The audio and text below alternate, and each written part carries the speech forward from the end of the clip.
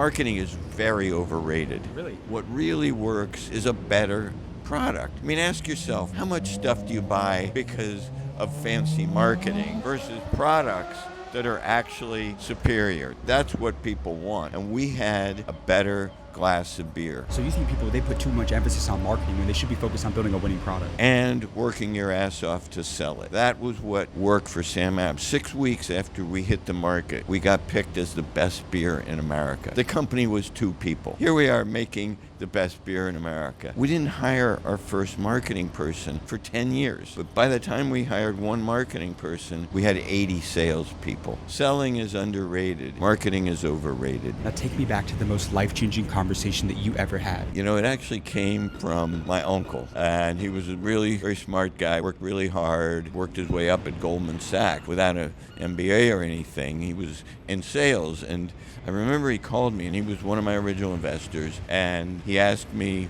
well, what did you do today, Jim? And I said, well, I went and shopped for computers. I went up to New Hampshire where there's no sales tax because I needed to save that money. And I looked at a computer, hadn't bought anything yet, and then he cut me off. He says, oh, computers. You know, Jim, I've seen a lot of businesses that went broke, and they all had computers. But they went broke because they didn't have any sales. Go out and start selling your beer. Do you have any customers yet? And I said, well, not yet. You know, I was trying to get everything set up, and frankly, I was just scared shitless to go out and cold call on bars because I never sold anything in my life. He said, go out and get one customer every day, and don't come home till you got that customer. So you can't be afraid to go sell your product. No, you're the best salesperson there is if you genuinely believe in your product. That authenticity is very powerful. Being a slick salesman is way overrated. Being genuine, sincere, authentic, that's a big deal. People don't see that so often. They say that sales cures everything. That's exactly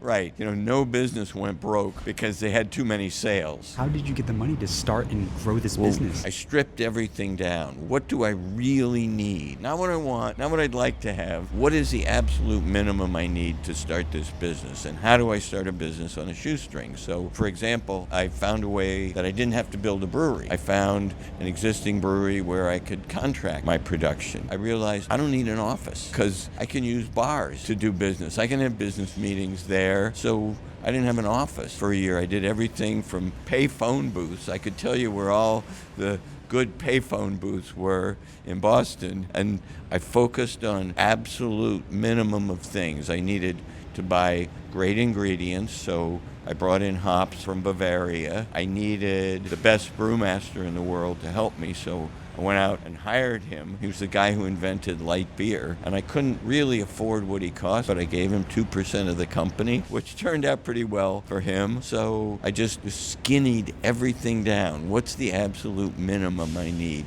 And threw off what I don't need.